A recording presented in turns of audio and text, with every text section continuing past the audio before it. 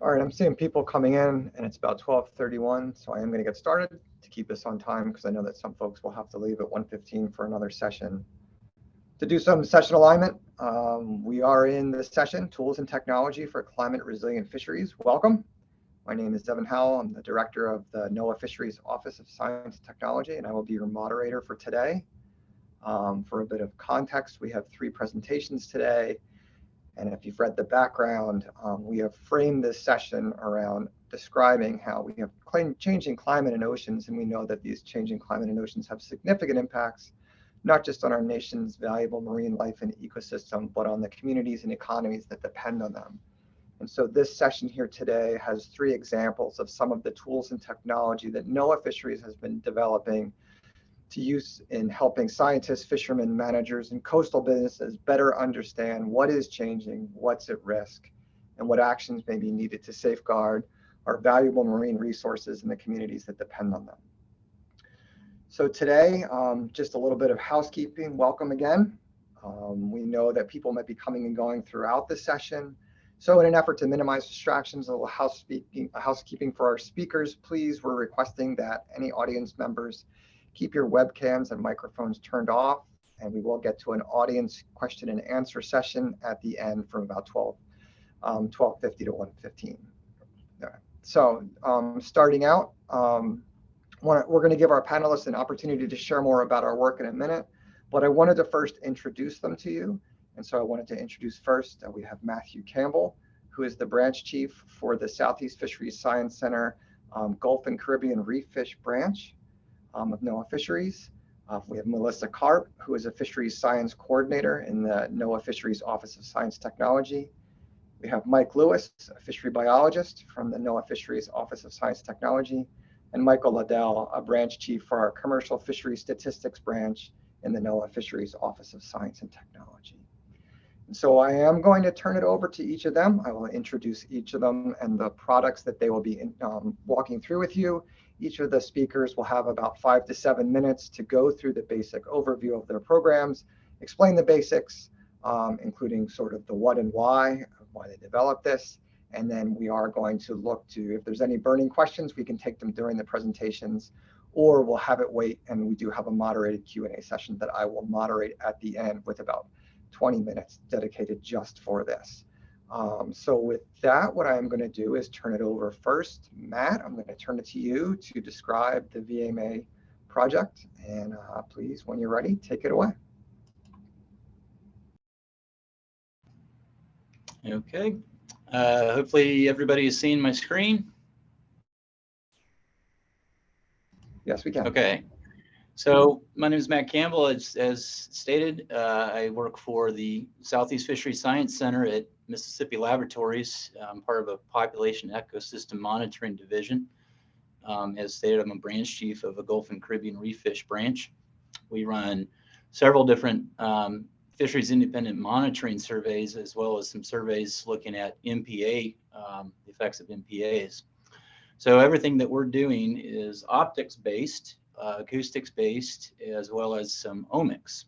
And so we're using lots of advanced technology in our survey work to collect information about our ocean environments.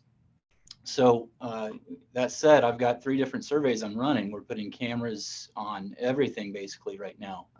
Our trawls, our long lines, including stationary pods, AUVs, ROVs, you name it. So we're getting huge data streams coming back to us, and we are struggling with exactly how to deal with these data streams because it's just a tremendous amount. And so you can imagine, like for instance, my survey I run, it's about 15 terabytes of data annually. And so we've got a group of people who sit down and manually go through those videos, annotate those, and figure out what fish, what habitat, and so forth are in there.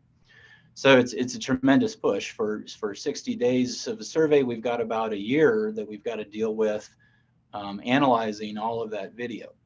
So scale that up to our center, and you can multiply that by 5 or 6 or so, and then you scale that up to our science centers, and the problem becomes immense. So we've got tremendous data throughput that we've got to deal with. And in my world, the fisheries independent monitoring world, these are critical data for assessment. And so they're time critical. So the aspect of getting video up for use in evaluation of stock status, or things like how well an MPA is working, or to be responsive to things like wind energy development, or in the Gulf, we had, of course, DWH, had some really important critical things happening down here. And so we really want our data to get up very quickly. This is across all of our science centers. We have this problem with optics. And so the Office of Science and Technology put together a strategic initiative to create a piece of software. It's video and image and analytics for marine environments, or VIAMI. I'm not totally sure if that's the pronunciation, but that's how I pronounce it.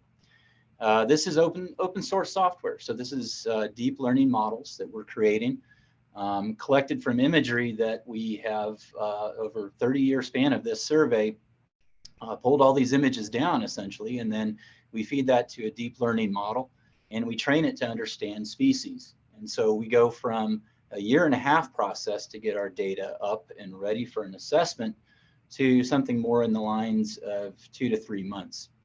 And so it's far more responsive. We're still working on the accuracy of the information. So we want to know precision, accuracy, QA, QC, and so forth. But it's a tool that's given us a real rapid look at our video data streams and so forth. All of these deployments are coupled with some hydrological data. So we've got a sonde sitting on this particular camera cage. We're also collecting water for eDNA analysis. So we've got tremendous amount of data coming in just on a simple deployment like this. And so we're trying to integrate all that information into a singular space. So again, these automated post-processing kinds of pieces of software and methods that we're using are going to be real important for us to be responsive moving forward. The software itself, you can train VIAMI. I keep looking up because I've got my screen on my upper right here.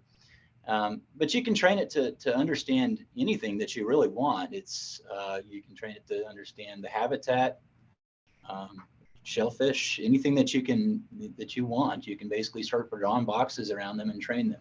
In our case, we're working with reef fishes that we're interested in the Southeast, managing in the Southeast. So we've trained this for our snapper grouper complex primarily, but we've actually trained this up for about 130 different species.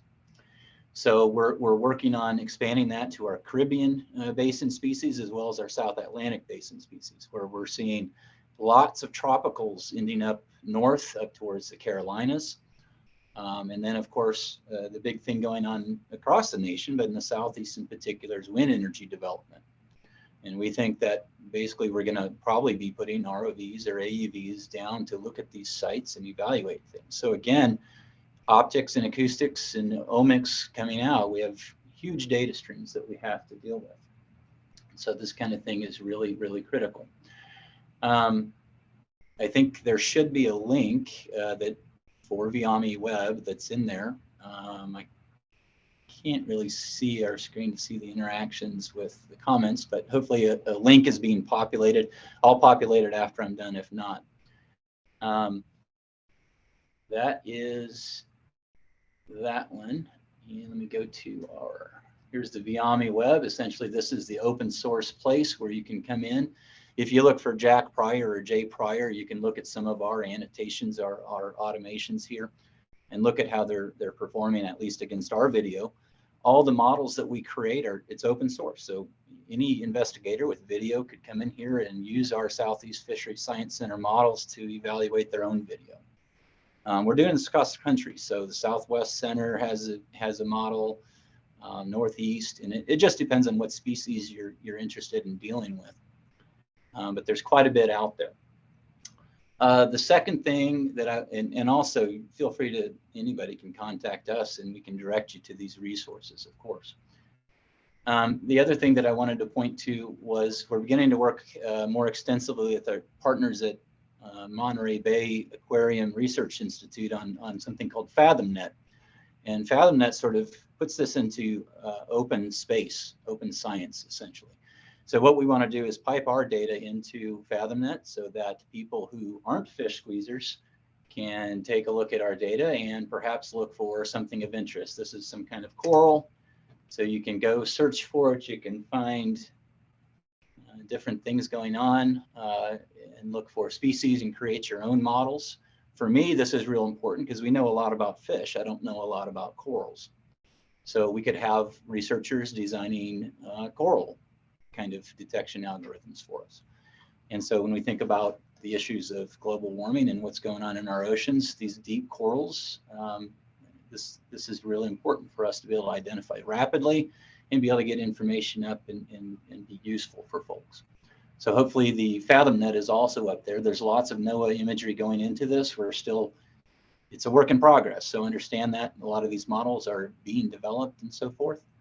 But it's one of the really interesting tools that we have now, and it's really opening up what we can do, especially when we can put it into open source kinds of forums.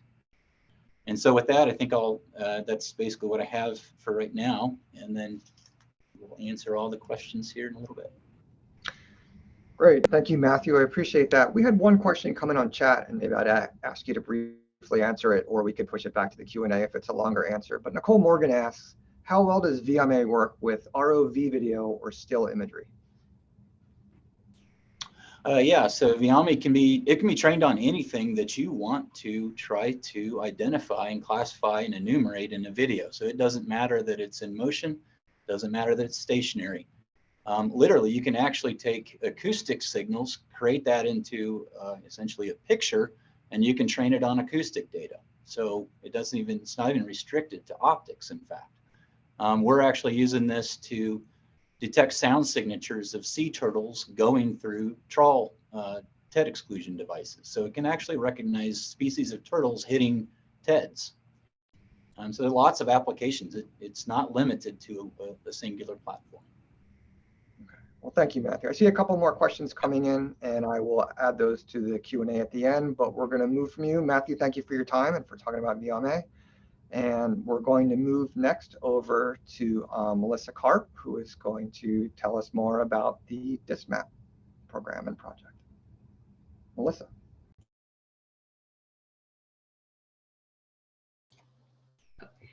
Cool. Hi, everyone.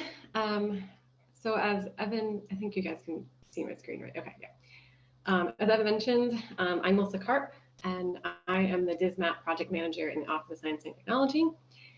Quickly, I just want to give kind of a background for some of the motivation for the Diskmap project, and then I'm going to jump over and go through this short demo of the portal itself. And there'll be a link provided so people can go and explore it on their own as well. So Evan mentioned, climate change is having major impacts on fishing communities and fisheries management, and a major impact of changing climate and ocean conditions that we're seeing is this large-scale change in the distribution of many marine species as they're attempting to remain within their preferred environmental conditions, for instance, trying to remain within their preferred temperature. And the impacts of a changing distribution of a particular fish species reaches far beyond just that individual species experiencing that shift.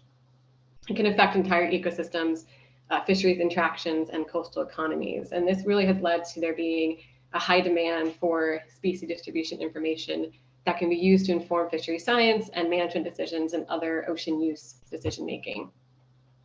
And NOAA Fisheries and our partners collect extensive information on the distribution of species through our surveys, and we're increasingly conducting research into the distribution of fish stocks and understanding the various factors that can impact the distribution of fish and marine vertebrate species.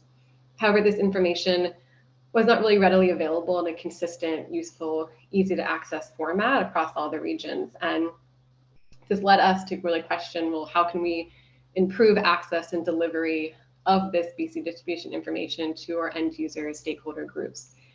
And answering this question has what kind of led to the development of the Distribution Mapping Analysis Portal, which is our national online portal that provides both visualization and analysis tools to help users both view, download, and dynamically interact with data that can explore changes in species distributions over time. And the portal provides access to over 800 marine fish and invertebrate species distributions. And this tool really helps give us a window under the water to see where species are living, how they're moving, and kind of look at some patterns that we might be seeing in these changing distributions. So that I want to kind of walk through this portal really quickly. So this is the kind of welcome page to our portal. Goes a little bit over kind of what the portal is for, and then provides links to our technical document and our metadata, which goes through more detailed steps on how we processed and obtained the information and got into the format that you'll see on the portal. So you can close that. We have two modules in this first phase of the portal development. The first one looking at single species distributions, and one that gives you kind of a regional snapshot of how the species on average within a particular region is changing. So from the single species, as I mentioned, we have over 800 marine fish and invertebrate species in this portal.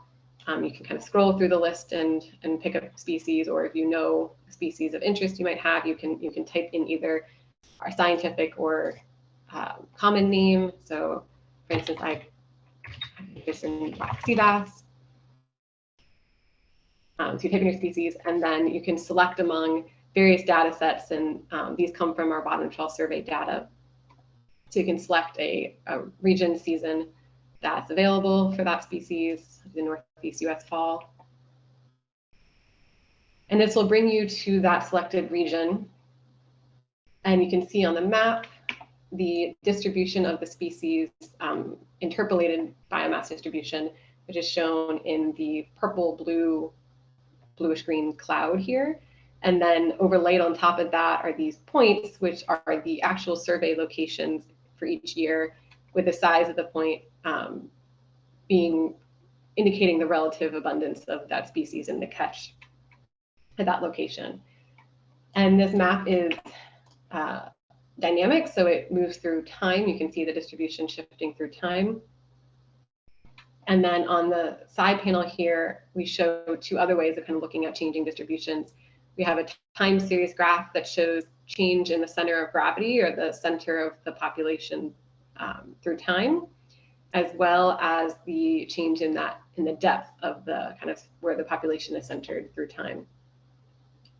And you can see that the species has moved northwards, higher latitude through time, about 264 kilometers north through this time period. And you can see that in the map here as well.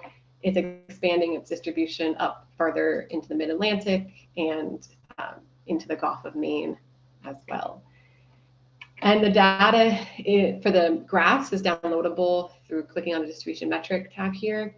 And the survey points that are presented on the map are also downloadable as a CSV or an Excel file for use for additional analyses outside of the portal. We also have an area overlap analysis where users can either select from an existing layers. Right now we have only 3 provided, but looking to expand the layers that we provide, but also can draw an area of interest. So if I was curious to know how the distribution of black sea bass was changing relative to the southern part here off of North Carolina, Virginia, Maryland, I can roughly kind of sketch out an area. And then the portal will calculate 2 metrics here. The top one is calculating how much of this area is covered by the species distribution. And the bottom graph is calculating how much of the total species biomass is found within that area and how that changes through time. So you can see that here, the total amount of biomass found within that area is decreasing through time.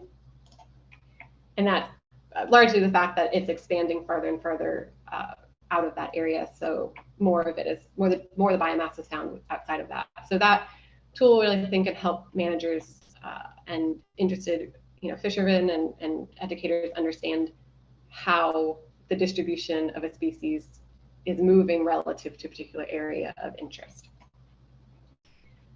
And then lastly, here we have that regional summary module, where if you want to get a snapshot of how species are kind of moving on average in a region, you can click on a region of interest, and it will show you kind of an average offset, so kind of average across all species, how their latitude is changing relative to the first year of the survey, and how their depth is on average changing. And this is for a core set of species we have, so species that are caught every year in the survey.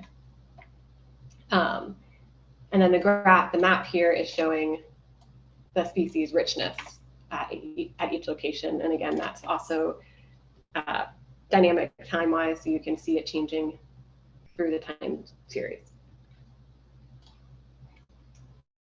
And that's my demo. So happy to answer questions about this portal. And there should be a link as well for people interested to go and explore the capabilities further.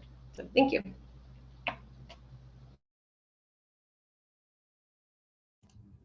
Great, thank you, Melissa. I appreciate that. I don't see any. I see one real-time question for Hassan. Hassan, it's good to see you. So Melissa, could you say a few words about expanding this tool to add climate scenarios? Yeah, thanks for that question. So as I mentioned, the data right now coming from our bottom trawl fisheries independent surveys, and it's interpolated biomass. So we're only really able to provide historical information of change, but one of the things we're really looking to expand this portal in the future is to incorporate environmentally linked species distribution models and projections that have been linking, projections of future climate scenarios and how the distributions of the species will change or may change in those different scenarios. And so looking to provide information on those models in the future and allow users to explore different models and also the different climate scenarios if the model has looked at that. So that's a future expansion to enable that sort of future projection kind of scenario planning. Oh, great. Thank you, Melissa. I saw one more question come in. I'm going to flag that in our written comments for the Q&A. So I think we're going to move on, Melissa. Thank you again. And we are going to go to our last module, which will be Mike Lewis and Michael Ledau talking to us about fisheries in the United States. So the mics, if you could take it away. Hello, I'm Michael Ledau. I'm Branch Chief for Commercial Fishery Statistics at Fisheries. I want to talk to you quickly about fisheries of the United States. You should be seeing it on my screen there.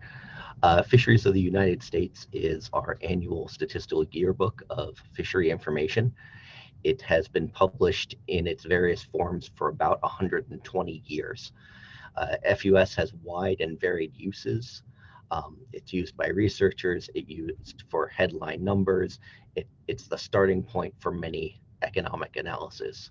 And it is the only place that we have some information, and it's the only place that brings together all of our fisheries landings, trade, seafood processing information, seafood supply, and seafood consumption information all into one place. However, previous editions of Fisheries of the United States haven't been the most efficient at delivering all of the information that we have for the diverse audiences that there are for fisheries in the United States. So we've shifted the presentation of FUS to focus on two primary things. First, we have what you see here, which is fisheries in the United States. It is a trimmed down version of it, which focuses more on top headline numbers and key facts. So here you can see that in 2020, national totals were 8.4 billion pounds of seafood products landed, worth 4.8 billion.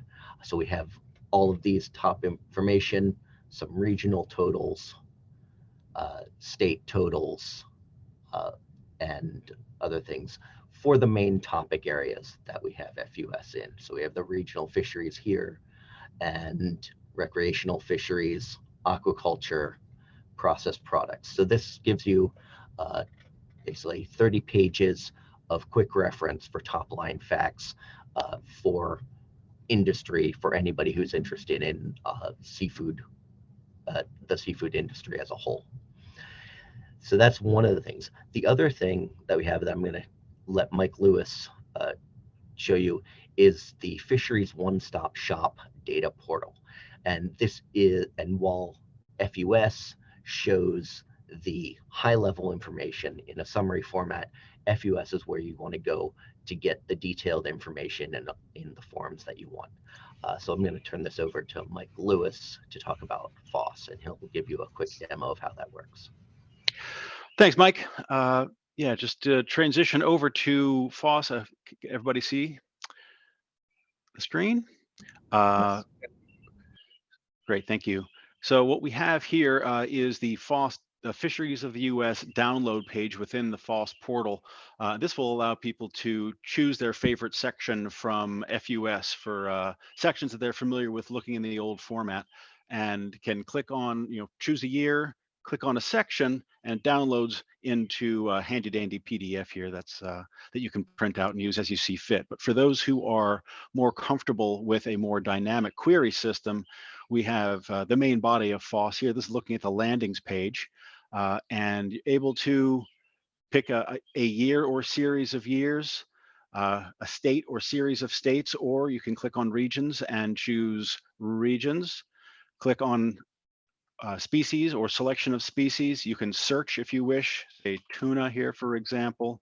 It'll pick up everything that has tuna, and then the report format. You get detailed things, which would be totals by year, state, and species, or you can aggregate that in a number of different ways.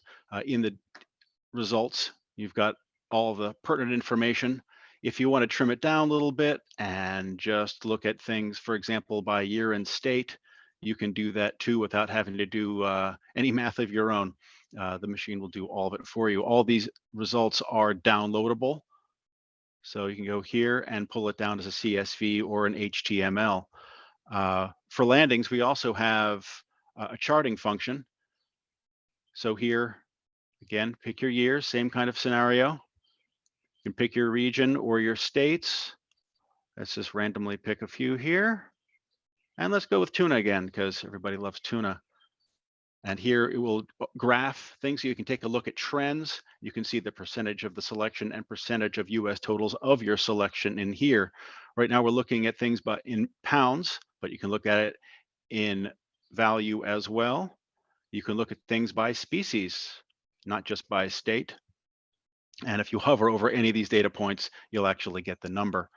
So some nice functionality here, and all of these charts are also downloadable for use in presentations or reports, whatever you'd like to do. So the same kind of functionality can be found throughout the page. Foreign trade, for example, which is a section in FUS that Mike mentioned. We have exports, imports, re-exports are all available. You can explore it by the continent, the country, or US Customs district through which any of that trade flowed. And then you can look at things in raw products by their harmonized tariff schedule number, for those who are familiar with those, or the FUS groups that some people might be more familiar with from the old book. Here we've got, no matter how you slice it, it's going to be an awful lot of choices. We've got, let's look at New England. Let's look at for the past couple of years, looking at a detailed report. We're looking at a lot of data here, so it takes just a second to parse through it. And here you are. So again, all of these data are downloadable for use in whatever analyses or presentations you might want to do. So without walking through everything in great detail, I think you probably get the gist, but you get ports, looking at landings, not by species, just totals for each port. Here in the Office of Science and Technology, we operate a process products survey where we try to ascertain the products that are created by our fishing industry. You can query the results of that survey here. Per capita consumption is something that is often gets a lot of attention when we publish those data annually. Here you can go through all of that, the whole time series. Supplies the same way. And finally, U.S. Coast Guard vessels. We provide access to the U.S. Coast Guard, U.S. Merchant Vessels of the United States data set. And you can put in the vessel number, vessel name, or hull ID of any vessel greater than 5 tons that has a U.S. Coast Guard number, and look up any information on it that we have. Finally, any comments or questions that a user might have, additional functionality you might like to see, or questions you might have about the data can be directed to us here, and we will get back to you. I think that's all we need to do for today. Let me know if you have any questions.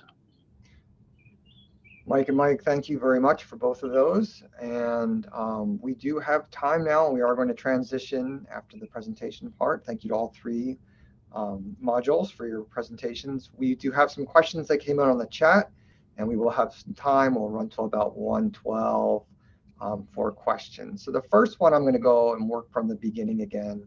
And so for Matt and VMA, one of the questions that came in was, how do these applications fit into the NIMS data flow and analysis processes? So Matt, if you don't mind answering that. Sure. I can describe that for my group pretty specifically. Other groups are using it perhaps differently. But the VIAMI can generate frame level detections and classifications. So from that, we can generate any number of metrics. We use something called MaxIn. It's a very common metric on video abundance. But those are used directly to estimate our relative abundance indices. Those are submitted through our what's called a Southeast Data Assessment and Review process, or our assessment of our species. And so it's directly going into our species specific assessments. What's nice with this kind of data set is that it's not limited to just those species. It's detecting the community.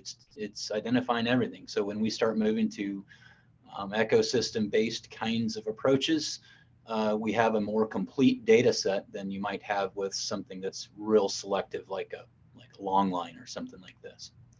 So it's moved directly into our assessment processes right now. Great. Thank you, Matt, for that. And, yep. So I might come back to VMA if we have time. We have a second question there, but I'm going to move on to Diskmap for now and ask one of the questions that came in. So Melissa, if you could answer, is it possible to upload your own distribution data to the Diskmap tool if you study non-fishery species? And that is a question we've gotten asked a bit, and I'm curious to hear this answer as well. So Melissa, if you take that away. Yeah, no, at the moment, the tool does not enable users to upload their own data. We've gotten this question before in terms of uploading your own species distribution data and also uploading your own areas of interest. So that functionality is not currently in the portal. I think it's something we could explore to see if it would be useful to enable that sort of functionality moving forward. But I will say that the portal does not just provide fisheries relevant species. So there's potential your species of interest might still be in the portal. As mentioned, we have over 800 different species. Not all of them are necessarily of commercial and recreational importance. They just happen to be caught regularly in our bottom trawl surveys. So I encourage you to look at the portal, see if your species of interest is in there. But if it's not, and there's potential interest in including that information, we're looking to expand additional data types as well and functionalities. So I'd be interested to kind of hear what species this is and ways that we could maybe expand to incorporate additional data that might have that information or additional functionality moving forward. But unfortunately, at this time, we don't have that function. Thanks, Melissa. And is there a contact place for people to contact you through the portal? Great. So you can feel free to email me at melissa.carp@noaa.gov, or we have a Diskmap specific email, diskmap.contact@noaa.gov, and that is provided in the portal under the contact button. You can get access to that email through that. Thank you for that. Okay, and again, we might come back to Diskmap, but I'm going to move on to FUS for equity here. And so for either Mike Ledau or Mike Lewis, we have a question that came in. How do the data on Foss support studies on the impacts of climate change? I'll take that one. So the data on Foss is useful because it presents the whole time series of landings data that we have available at the state and the species level. And it also has the ex-vessel value through time. So our data series on Foss will go back at least to the 1980s. So you can get a long time series. This can be used as a starting point for many economic analyses. So if you know what are climate affected fisheries, you can see the changes in the landings there and look at the impacts of the species distribution changes on the landings of it. So it's a starting point for a lot of economic analyses and coastal resilience information. Great. Thank you, Mike. Okay. I'm still seeing more questions in the chat, so I'm going to stick the chat. I'm not seeing any hands, so I'll work with the chat questions. And so if we circle back to Matt with VMA, how are the commercial fishing industry's video monitoring pilot programs, for example, the Center for Fisheries electronic monitoring at MOAT, being plugged into this process?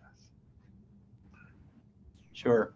So I did answer briefly in there. So I'm part of a group that we're investing heavily in this kind of technology. I think NOAA writ large is.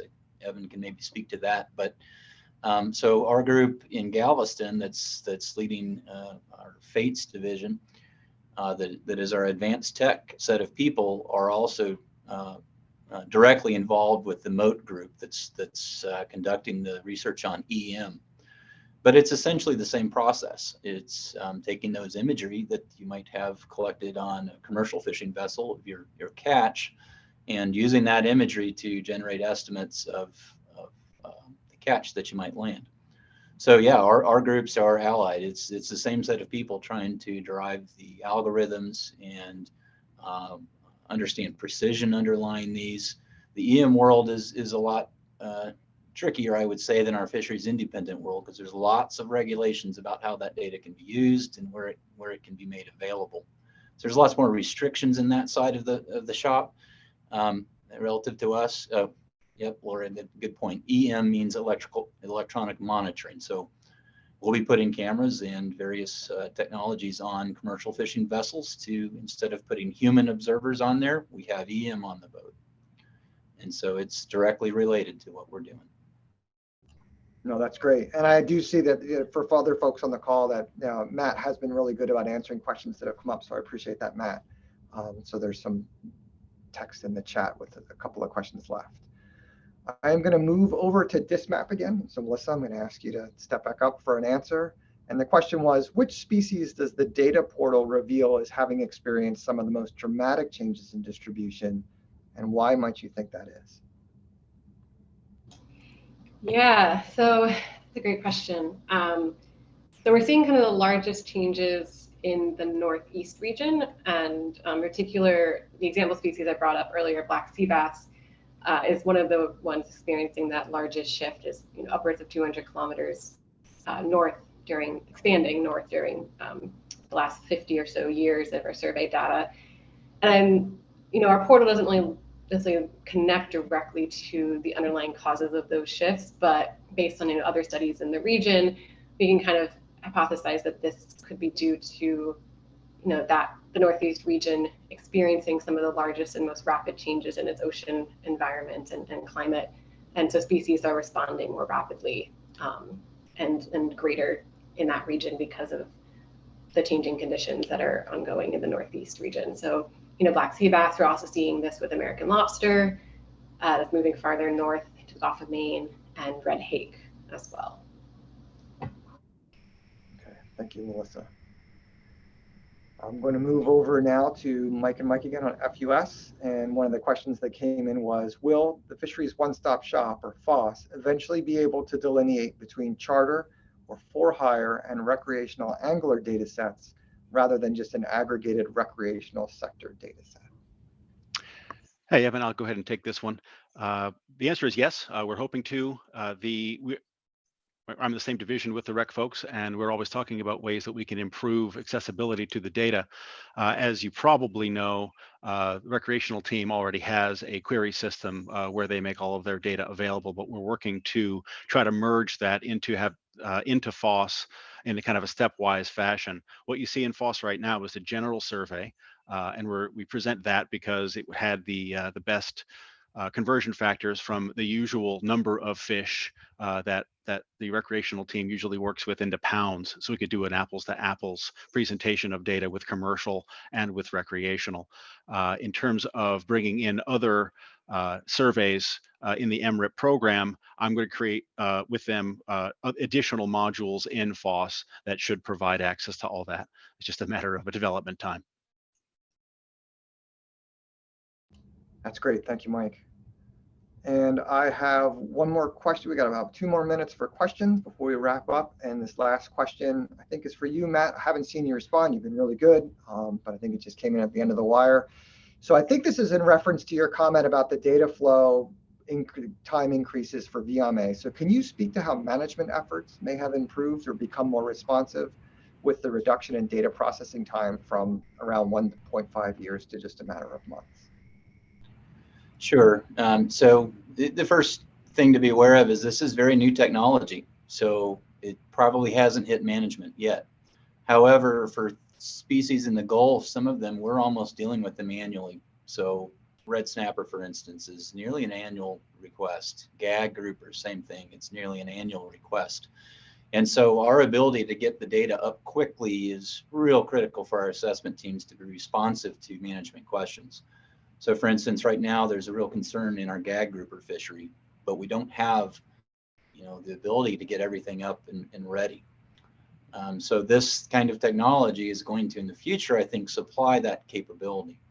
One thing we're doing right now, it's not hitting management, but we're taking all of our fisheries independent data streams and creating annual indices. Whether that's using an assessment or not right away or not is remains to be seen, but we're actually trying to do that, have annual indices available. We'll host those eventually, but of course all that data would get pushed up to councils for use at their discretion. So as yet it's not hitting a management process to improve it, but those targets are they're near term in terms of the request. So yeah. Great, thank you, Matt. And I think that the increased potential from this decrease in time necessary will be a boon to management. Well, with that, I think we have successfully gone through the questions that are in the chat. We are just about at time. And I just want to take a moment to thank everybody that attended today, as well as the 4 speakers for the 3 projects. There is contact information in the chat, so please take a moment to take any links that might be here. The session was recorded, so I think it will be made available to everybody that was here or was involved in CHOW this week. And again, thank you to the speakers. Thank you, Laura, for setting this up. And we look forward to continued engagement with you. And have a great week. Thanks. Thanks everybody for attending, listening, and questions.